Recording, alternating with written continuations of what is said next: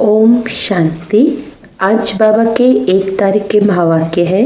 बाबा ने कहा, मीठे बच्चे, तुम ईश्वरीय सैल्वेशन आर्मी हो।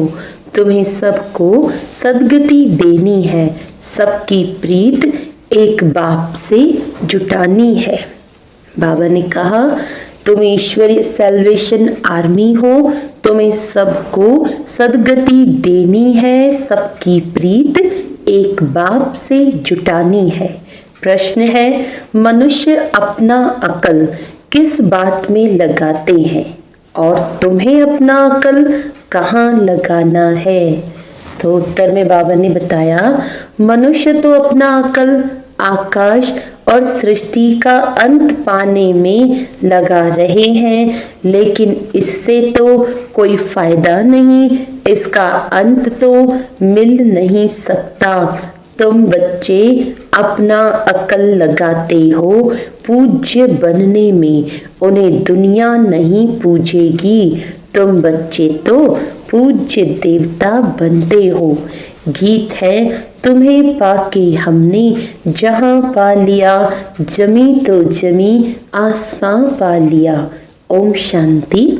बच्चे समझ गए हैं, यह है ज्ञान मार्ग, वह है भक्ति मार्ग। अब प्रश्न उठता है कि भक्ति मार्ग अच्छा या ज्ञान मार्ग अच्छा? दो चीज हुई ना। कहा जाता है ज्ञान से सदगति होती है। जरूर कहेंगे भक्ति और ज्ञान दोनों अलग अलग हैं। मनुष्य समझते हैं कि भक्ति करने से ज्ञान मिलेगा, तब सदगति होगी। भक्ति के बीच में ज्ञान आ नहीं सकता। भक्ति सबके लिए है, ज्ञान भी सबके लिए है। इस समय है भी कलयुग का अंत, तो जरूर सबकी दुर्गति होगी। इसीलिए पुकारते भी हैं और गाते भी हैं कि और संग तोड़ अब तुम संग जोड़ें। अब वे कौन है, किसके साथ जोड़ेंगे, यह तो समझते नहीं हैं। अक्सर करके बुद्धि कृष्ण तरफ जाती है। हम सच्ची प्रीत तुम संग जोड़ें। तो जब कृष्ण से ही प्रीत जोड़ते हैं तो फिर गुरु गोसाई और किसकी दरकार ही नहीं। कृष्ण को ही याद करना है। कृष्ण का चित्र तो सबके पास है। कृष्ण जयंती भी मनाते हैं, फिर और कोई के पास जाने की दरकार ही नहीं। जैसे मीरा ने एक संग जोड़ी, कामकाज करते कृष्ण को ही याद करती रही। घर में रहना करना खाना पीना तो होता है। सच्ची प्रीत एक कृष्ण से जोड़ी, जैसे कि वह आशिक और वह माशूक हो गए। कृष्ण को याद करने से फल भी मिलता है। कृष्ण को तो सब जानते हैं, गाते भी हैं। सच्ची प्रीत हमने तुमसे जोड़ी और संग तोड़ी। अब ऊंचते ऊंच सच्चा तो परम पिता परमात्मा ही है। सबको वर्षा देने वाला एक ही बाप है। उसको कोई भी जानते नहीं है। भल कहते हैं परम पिता परमात्मा शिव, परंतु कब आते हैं ये नहीं जानते हैं। शिव जयंती होती है तो जरूर आते होंगे। कब कैसे आते, क्या करते, किसको पता नहीं। कोई भी मनुष्य मात्र नहीं जानते कि सर्व की सदगति करते हैं, परंतु कैसे करते हैं। सदगति का अर्थ क्या है, कुछ भी नहीं समझते। शिव बाबा ने तो जरूर स्वर्ग की बादशाही दी होगी ना। तुम बच्चे जो उस धर्म के थे, तुमको ये पता नहीं था, भूल गए थे, तो फिर और कैसे जान सकेंगे। अभी शिव बाबा द्वारा तुमने जाना है और दूसरों को बताते हो। तुम हो ईश्वरीय सैल्वेशन आर्मी। सैल्वेशन कहो या सदगति की आर्मी कहो, अभी तुम बच्चों पर रिस्पॉन्सिबिलिटी ठहरी। तुम चित्रों पर भी समझा सकते हो। भाषाएं बहुत हैं, मुख्य भाषाओं में चित्र बनाने पड़ते हैं। भाषाओं का भी बड़ा झंझट है, इसीलिए प्रदर्शनी भी बनानी पड़े। चित्रों पर समझाना बड़ा सहज होता है। गोले में भी सारा ज्ञान है। सीढ़ी सिर्फ भारतवासियों के लिए है, इसमें और कोई धर्म है ही नहीं। ऐसे थोड़ी भारत तमो प्रधान बनता है तो और नहीं बनते हैं।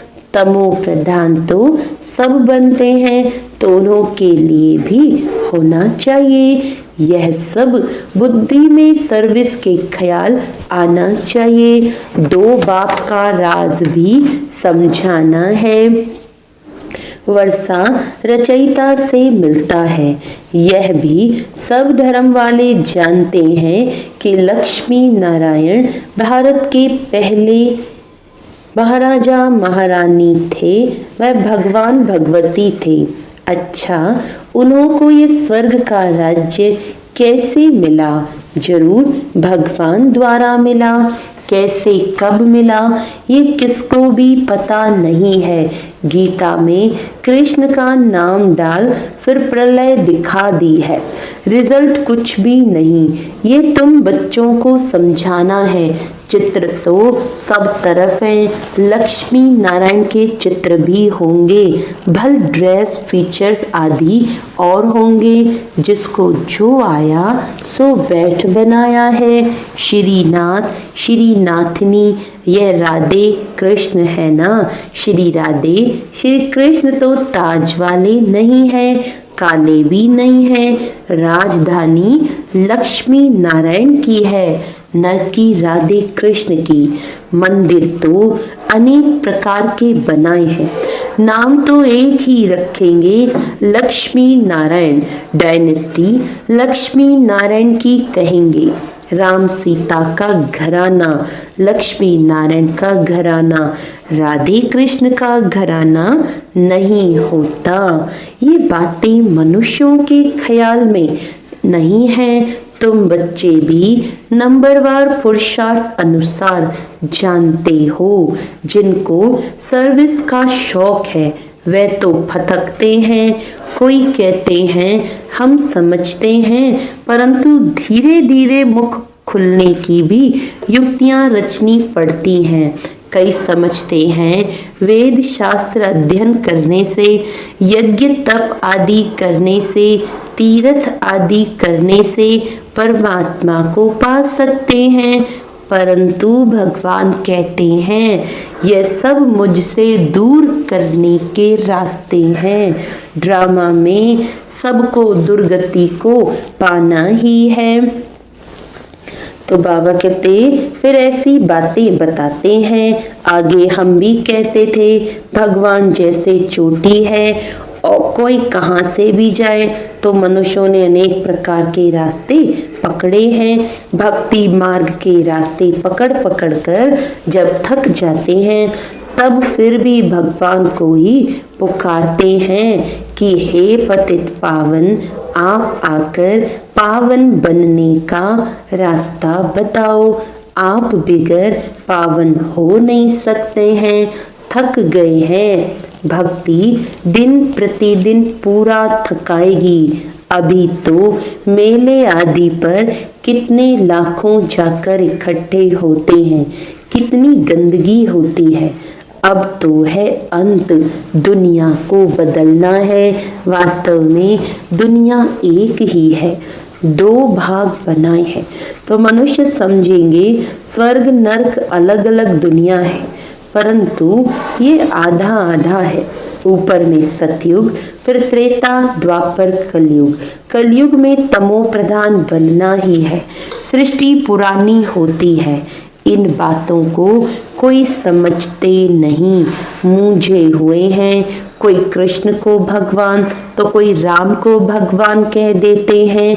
आजकल तो मनुष्य अपने को भगवान कह देते हैं। हम ईश्वर के अवतार हैं। देवताओं से भी मनुष्य तीखे हो गए हैं। देवताओं को फिर भी देवता ही कहेंगे। यह तो फिर मनुष्य को भगवान कह देते। यह है भक्ति मार्ग। देवताएं तो स्वर्ग में रहने वाले थे। अभी कलयुग आयरन एज में है। फिर मनुष्य भगवान कैसे हो सकते? बाप कहते हैं मैं आता ही हूँ संगम युग पर, जबकि मुझे आकर दुनिया को पावन ट्रांसफर करना है। कलयुग से सतयुग हो, बाकी सब शांति धाम में चले जाएंगे। वह है निराकारी दुनिया, यह है साकारी दुनिया। निराकारी झाड़ भी समझाने के लिए बड़ा बनाना पड़े। ब्रह्ममय तत्व भी इतना बड़ा है जितना बड़ा आकाश है। दोनों का अंत नहीं पा सकते हैं। भल कोशिश करते हैं, एरोप्लेन आदि में जाएंगे, परंतु अंत नहीं पा सकेंगे। समुद्र ही समुद्र, आकाश ही आकाश है, वहाँ तो कुछ भी है नहीं। भल कोशिश बहुत करते हैं, परंतु इन सब बातों से फायदा क्या? समझते हैं हम अपना अकल निकालते हैं। यह है मनुष्य का अकल। साइंस का घमंड भी मनुष्यों में है।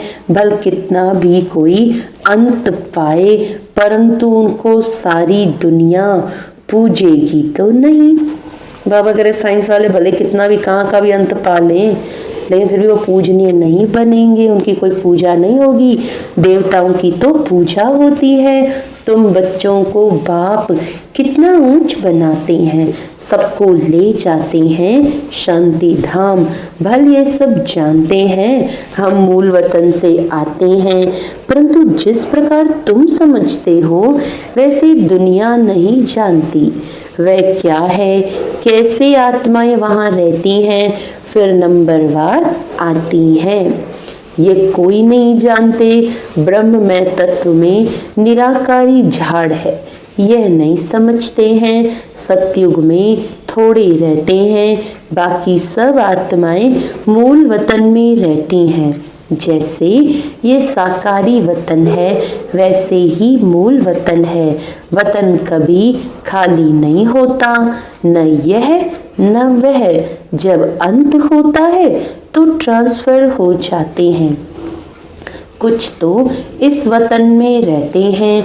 सारा वतन खाली हो जाए फिर तो प्रलय हो जाए। प्रलय होती नहीं, अविनाशी खंड है ना।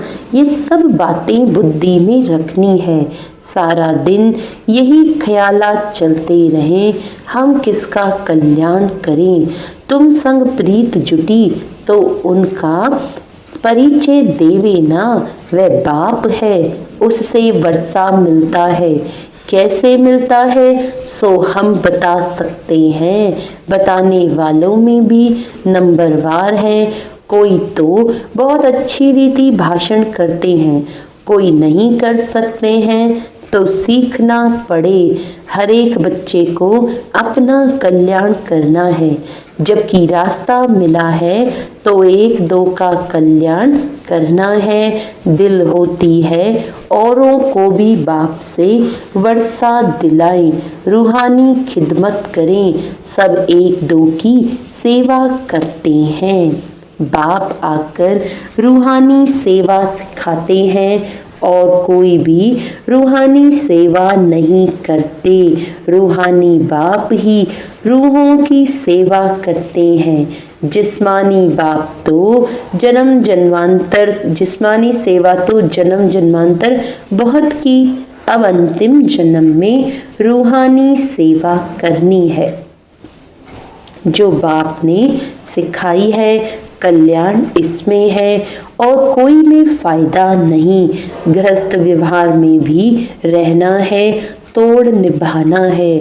उनको भी यही समझाकर कल्याण करना है। प्रीत होगी तो कुछ सुनेंगे, कई तो डरते हैं कि पता नहीं हमको भी सन्यास न करना पड़े। आजकल तो सन्यासी बहुत है ना, कफनी पहन 2 अक्षर सुनाया, खाना तो मिल ही जाता है कहाँ न कहाँ से। कोई दुकान पर जाएगा, 2 पूरी दे देंगे, फिर दूसरे पास जाएंगे, पेट पूजा हो जाती है। भीख मांगने वाले भी अनेक प्रकार के होते हैं। इस बाप से तो एक ही प्रकार का वर्षा मिलता है, बेहद की बादशाही मिलती है, सदा निरोगी बनते हैं। साहूकार मुश्किल उठते हैं, गरीबों का भी कल्याण करना है। बाबा प्रदर्शनियां बहुत बनवा रहे हैं, क्योंकि गांवड़े बहुत है ना, मिनिस्टर आदि समझेंगे कि ये नॉलेज अच्छी है तो सब सुनने लग पड़ेंगे। हाँ, आगे चलकर तुम्हारा नाम बाला होगा, फिर बहुत आएंगे। कट निकालने में टाइम लगता है, रात दिन कोई लग जाए तो शायद निकल पड़े। आत्मा प्योर हो जाएगी तो फिर ये शरीर भी छोड़ेगी। ये सब समझने की बातें हैं, प्रदर्शनी में भी समझाना है। मुख्य है सारी भारत की बात। भारत का राइज हो जाता है तो सबका राइज हो जाता है। प्रोजेक्टर से भी प्रदर्शनी में जास्ती सर्विस हो सकती है। धीरे धीरे वृद्धि को पाते जाएंगे। दिन प्रतिदिन तुम्हारा नाम बाला होता जाएगा। ये भी लिखना चाहिए कि 5000 वर्ष पहले भी ऐसे हुआ था। ये तो बड़ी वंडरफुल बातें हैं। बाबा इशारा देते हैं, बच्चे बहुत बातें भूल जाते हैं। कुछ भी होता है तो कहेंगे आज से 5000 वर्ष पहले भी ऐसे हुआ था। है बहुत क्लियर बात, परंतु जब किसकी बुद्धि में ये बैठे अखबार में डाल सकते हैं तो कुछ समझें तो सही। ज्ञान मार्ग में बड़ी फर्स्ट क्लास अवस्था चाहिए। ऐसी बातों को याद कर हर्षित भी रहना है। प्रैक्टिस पड़ जाए तो फिर वह अवस्था बहुत खुश मिजाज हो जाती है। अच्छा, मीठे मीठे सिकिलदे बच्चों प्रति माता पिता बाप दादा का याद प्यार और गुड मॉर्निंग। रूहानी बाप की रूहानी बच्चों को नमस्ते। हम रूहानी बच्चों की रूहानी बाप दादा को याद प्यार गुड मॉर्निंग। नमस्ते नमस्ते नमस्ते जी। धारणा के लिए मुख्य सार है, और सबसे बुद्धि की प्रीत तोड़ एक बाप से जोड़नी है, और सबकी प्रीत एक बाप से जुड़ाने की सेवा करनी है।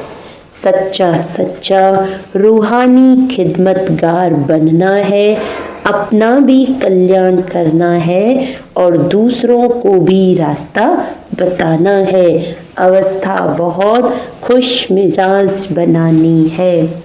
वरदान है, एक बाप की स्मृति से सच्चे सुहाग का अनुभव करने वाले। एक बाप की स्मृति से सच्चे सुहाग का अनुभव करने वाले भाग्यवान आत्मा भव। जो किसी भी आत्मा के बोल सुनते हुए नहीं सुनते, किसी अन्य आत्मा की स्मृति संकल्प व स्वप्न में भी नहीं लाते, अर्थात किसी भी देहधारी के झुकाव में नहीं आते। एक बाप दूसरा न कोई इस स्मृति में रहते हैं, उन्हें अविनाशी सुहाग का तिलक लग जाता है। ऐसे सच्चे सुहाग वाले ही भाग्यवान हैं। स्लोगन है, अपनी श्रेष्ठ स्थिति बनानी है तो अंतर्मुखी बन, फिर बाह्य मुक्ता में आओ। अपनी स्थिति श्रेष्ठ बनानी है तो पहले अंतर्मुखी बन फिर बाह्य मुक्ता में आओ। अच्छा, ओम शांति।